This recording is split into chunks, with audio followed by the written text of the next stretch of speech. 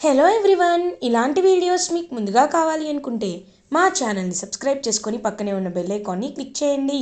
Upcoming రివ్యూలోకి వెళ్ళిపోదాం. అనన్య దామిని ఆదికేశవుల ఇంటికి reach అయ్యి చాలా పొగరుగా బిహేవ్ చేస్తారు. దామిని ఆయనకి ₹1,00,000 అమౌంట్ ఇచ్చి, ఇదిగోండి మీరు ₹1,00,000 తీసుకొని మాకు కావాల్సిన చీరని నేచి ఇవ్వండి, ఎందుకంటే ఇది సీఎం గారి దగ్గర నుండి వచ్చిన కాంట్రాక్ట్ కాబట్టి మీ డబ్బులు మీకు పడేస్తాను అని పొగరుగా మాట్లాడుతుంది దామిని.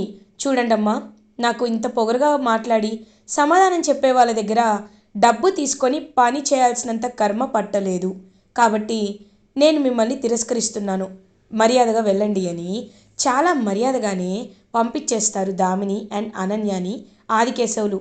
దామిని అనన్య ఇద్దరు షాప్కి వచ్చిన తర్వాత అయినా దామిని వాళ్ళ దగ్గరికి వీళ్ళ దగ్గరికి వెళ్ళడం ఎందుకు, మన దగ్గరే కొత్త స్టాక్ వచ్చింది కదా, అందులో ద బెస్ట్ శారీని సెలెక్ట్ చేద్దామని దామిని అనన్య ఇద్దరు కలిసి ఒక శారీని సెలెక్ట్ చేస్తారు.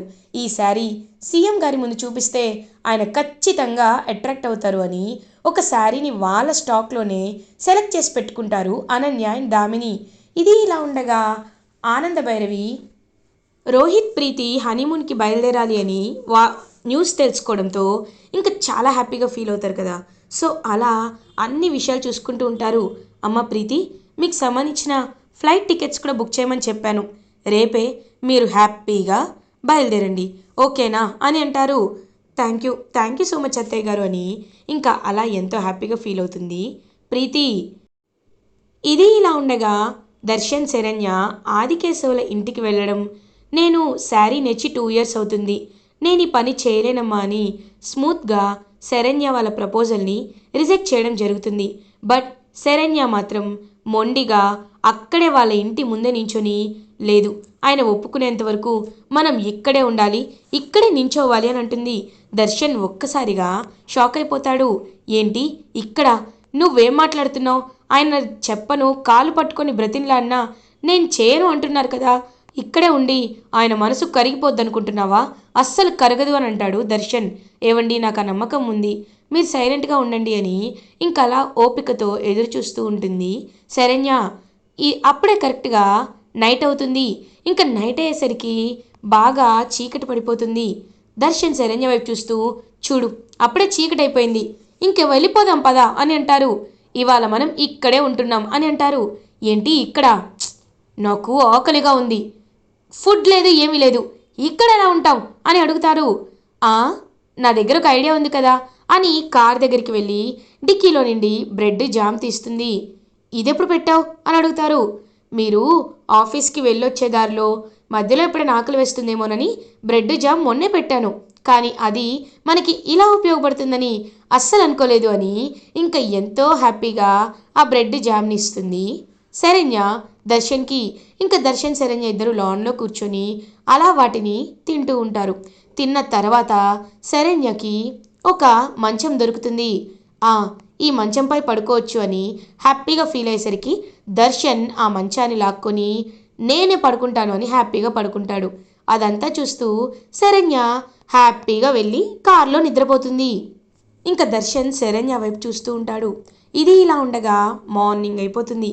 అయినా ఇంకా ఇద్దరు అలా ఇంటి ముందే నించొని ఉండడంతో ఆదికేశవులు ఒక్కసారిగా షాక్ అయిపోతారు. ఇదేంటమ్మా, మీరు వెళ్ళలేదా అని అడుగుతారు. లేదు సార్, మీరు ఒప్పుకునేంత వరకు మేము వెళ్ళాలనుకోవటం లేదు, మాది ఎంత ఎంత మంచి కోరికో, మా కోరికలో ఎంత న్యాయం ఉందో మీరే అర్థం చేసుకోండి, మీరు తప్ప మాకు ఇక్కడ ఎవ్వరూ హెల్ప్ చేసేవాళ్ళు లేరు, మీ చీరలు అంత బాగుంటాయని మీ చీరలు నేపించాలని ఇక్కడికి వచ్చాం సార్ అని అంటారు శరణ్య. చూడండమ్మా, నన్ను ఇంతలా మీరు ఇబ్బంది పెట్టి ఏం సాధిద్దామనుకుంటున్నారు, నేను మాత్రం ఈ పని చేయలేనమ్మా అని కొంచెం కోపంగానే చెప్పి లోపలికి వెళ్ళిపోతారు. ఇంకా అలా దర్శన్ శరణ్య చూస్తూ ఉంటే, ఏంటి శరణ్య, నేను చెప్పాను కదా వెళ్దాం పదా అని అంటారు. ఏమండి, ఇప్పటి వరకు ఆయన ఇక్కడ ఉన్నప్పుడు సౌండ్ వచ్చింది, కానీ ఇప్పుడేంటి సౌండ్ రావట్లేదు, ఒకసారి లోపలికి వెళ్ళి చూద్దాం రండి అని లోపలికి వెళ్ళి చూసేసరికి ఆయన అలా హార్ట్ అటాక్ వచ్చి కళ్ళు తిరిగి పడిపోతారు. ఒక్కసారిగా ఆదికేశవుల దగ్గరికి వెళ్తారు. సార్ సార్ అని చెప్పి ఇంకా వెంటనే అలా అతన్ని తీసుకువెళ్తారు. తీసుకువెళ్ళి హాస్పిటల్లో జాయిన్ చేస్తారు దర్శన్ శరణ్య. ఇంకా అలా డాక్టర్స్ అయితే ట్రీట్మెంట్ ఇస్తారు. ఆదికేశవులు కళ్ళు తెరిచి చూస్తారు. నేను ఎక్కడున్నాను అని అడుగుతారు. సార్, మీకు మైల్డ్ హార్ట్ స్ట్రోక్ వచ్చింది. సమయానికి వీళ్ళు మిమ్మల్ని తీసుకొచ్చారు కాబట్టే మీరు బ్రతికారు. లేకపోతే అదే సివియర్గా మారి మీకు స్టంట్ వేయాల్సి వచ్చేది. మీరు చాలా లక్కీ సార్. మీరు వాళ్ళకి థ్యాంక్స్ చెప్పుకోవాలి అని ఇంకా దర్శన్ శరణ్యని చూపిస్తారు డాక్టర్. ఆనంద భైరవి ఇటువైపు ఏమో ఫోన్ చేస్తుంది శరణ్యకి. హలో శరణ్య, ఏంటమ్మా నైట్ అంతా ఇంటికి రాలేదు అని అడుగుతారు. అత్తయ్య గారు, మేము ఇదిగో ఆదికేశవులు గారి దగ్గర ఉన్నాం, ఆయనతో మాట్లాడి వచ్చేస్తామని అనేసరికి, ఏమ్మా మీరు నన్ను కాపాడారా అని అడుగుతారు ఆదికేశవులు. అవును, మేము మిమ్మల్ని కాపాడాం, కానీ మీ నుండి మేము ఏదో ఆశించి కాదు, మీ మంచితనాన్ని, మీరు నేచే చీరని ప్రజలకి చాటి చెప్పాలని. ఇది ఒక గురువు గారికి తీర్చుకుంటున్న రుణం అనుకోండి అని అంటుంది శరణ్య. ఏంటి గురు రుణమా? నాకేమీ అర్థం కావట్లేదు అని అంటారు. మీ దగ్గర ఆనంద భైరవి అనే శిష్యురాలు ఉండేది గుర్తుందా అని అంటారు దర్శన్. ఆ ఆనంద, నాకెందుకు తెలీదు, ఈ చేతులతోనే తనకి చీరని ఎలా నేయాలో నేనే చూపించాను అని అంటారు. ఆ ఆనంద భైరవి కొడుకు కోడలే మేము అని అంటారు. అవునా, మీరు ఆనంద ఆనంద వారసులా? అయ్యో బాబు, ఈ విషయం ముందే చెప్పలేపారా? ఆనందాన్ని చూసి చాలా రోజులైంది. మీరు ఆనంద అబ్బాయి అమ్మాయి అని చెప్తే నేను ఎప్పుడో ఈ పని చేసేవాడిని కదా అని అంటారు. మేము కావాలని చెప్పలేం సార్, ఎందుకంటే ఏది మాకు రికమెండేషన్ అవసరం లేదు, మా స్వయాన మేము సాధించుకోవాలనుకున్నామని అంటుంది శరణ్య. చూడండమ్మా, మీరు నా ప్రాణాలు కాపాడారు, నాకు ఎంతో సహాయం చేశారు. మీరు ముఖ్యంగా ఆనంద మనుషులు కాబట్టి ఖచ్చితంగా మీకు ద బెస్ట్ శారీని నేను నేచిస్తాను, ఇది ఆదికేశవులుగా నా మాట అని అంటారు. అదంతా విని దర్శన్ శరణ్య ఎంతో అంటే ఎంతో హ్యాపీగా ఫీల్ అవుతారు. ఇదే విషయాన్ని ఆనందభైరవి దగ్గరికి వచ్చి చెప్తారు దర్శన్ శరణ్య. ఆనందభైరవి చాలా అంటే చాలా హ్యాపీగా ఫీల్ అవుతుంది. నిజంగా ఎంత హ్యాపీగా ఉందో, నేను ఆదికేశవులు గారిని వచ్చేటప్పుడు ఖచ్చితంగా చూస్తాను అని ఇంకా హ్యాపీగా ఫీల్ అవుతారు ఆనందభైరవి విషయంలో. అప్పుడే కరెక్ట్గా లీలావతి వర్క్ చేసుకుంటూ ఉంటే అనన్య లీలావతి దగ్గరికి వచ్చి, ఆ అత్తయ్య ఏం చేస్తున్నారు అని అడుగుతుంది. ఏం లేదమ్మా. అవును, నువ్వేంటి ఇవాళ చాలా అలసిపోయినట్టున్నావు అని అంటారు. అవునత్తయ్య, చాలా అలసిపోయాను, ఎందుకంటే సీఎం గారి శారీస్ విషయంలో మేము ఎంతో ఇబ్బంది పడుతున్నాం కదా, అందుకే. ఇంతకీ ఆయన ఎక్కడా అని అడుగుతుంది. రోహితా, రోహిత్ ప్రీతితో కలిసి హనీమూన్కి వెళ్ళడానికి అన్ని బట్టలు సర్దుకుంటున్నాడు అని అంటుంది. ఒక్కసారిగా షాక్ అయిపోతుంది అనన్య. ఏంటి హనీమూన్కా? ఎవరు ఆయన అని అంటుంది. అవును, ఈ విషయం నీకు చెప్పాలనుకున్నాను కానీ చెప్పలేదమ్మా, కాబట్టే వాళ్ళిద్దరిని పంపిస్తున్నానని లీలావతి అక్కడి నుండి వెళ్ళిపోతుంది. ఏంటి ప ఇప్పుడు నన్ను వదిలేసి వీళ్ళు హ్యాపీగా హనీమూన్కి వెళ్తారా? ఎలా వెళ్ళనిస్తాననుకుంటున్నారు? అసలు వెళ్ళనిస్తానా? ఇప్పుడు చూడు ఈ అనన్య అంటే ఏంటో చూపిస్తాను అని ఇంకా అలా స్టెప్స్ దగ్గరికి వెళ్తుంది. ప్రీతి వైపు చూస్తుంది. ప్రీతి, నువ్వు రాగానే నిన్ను ఖచ్చితంగా పైకి పంపించే ప్లాన్ వేస్తా. ఇప్పుడు చూడు ఏం చేస్తాను. ఈ ఆయిల్ మెట్లపై వేస్తాను, వేసి నువ్వు వచ్చే వరకు చూస్తాను.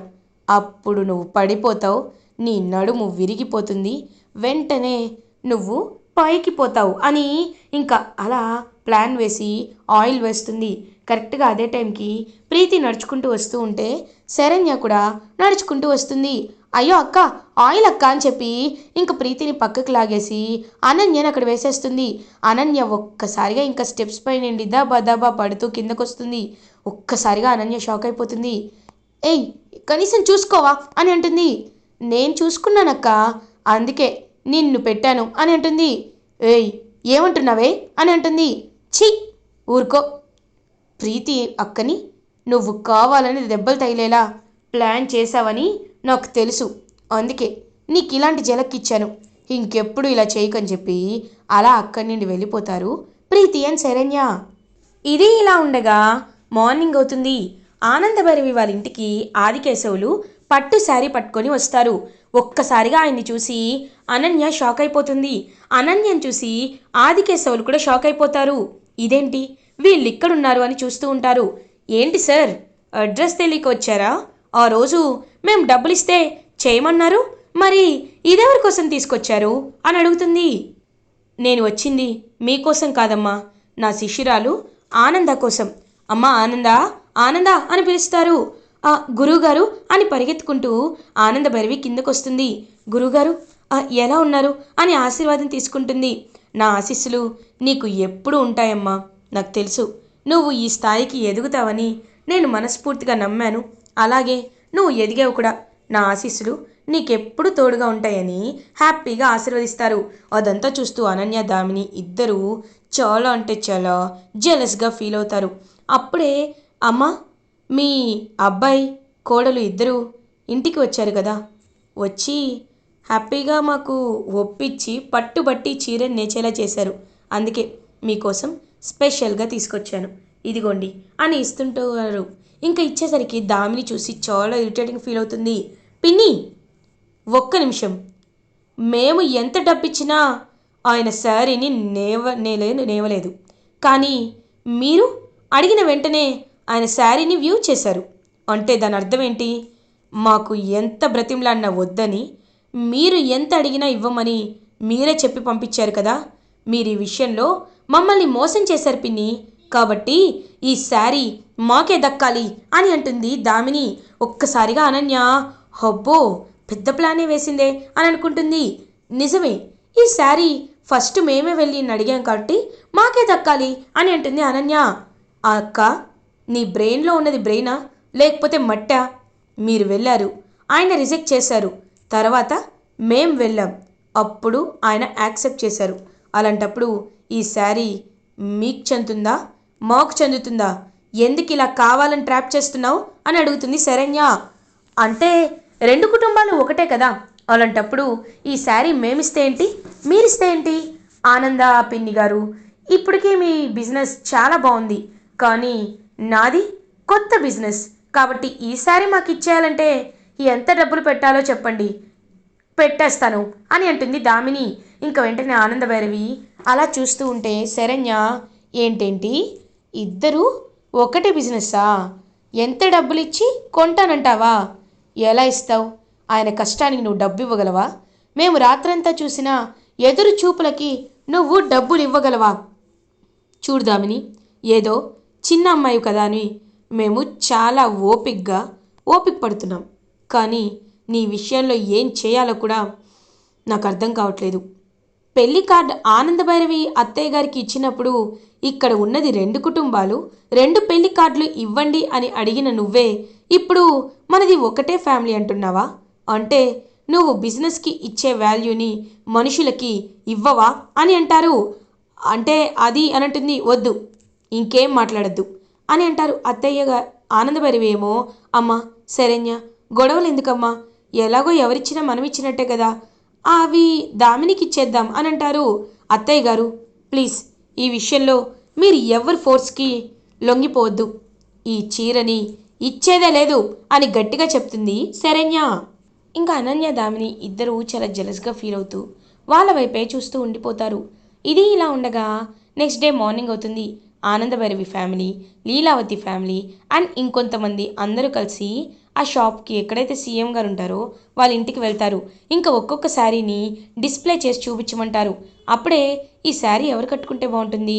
వదినా, నువ్వు కట్టుకుంటే చాలా బాగుంటుంది, నువ్వు కట్టుకో వదినా అని అంటుంది దామిని. నేనా? సరే అని ఇంకా దామిని చెప్పిందని అనన్యనే ఆ శారీ కట్టుకొని డిస్ప్లే చేస్తూ చూపిస్తుంది. అప్పుడే కరెక్ట్గా ఇటువైపేమో శరణ్య ఆ శారీని కట్టుకొని డిస్ప్లే చేసి చూపిస్తుంది. సీఎం అన్ని శారీస్ చూస్తారు.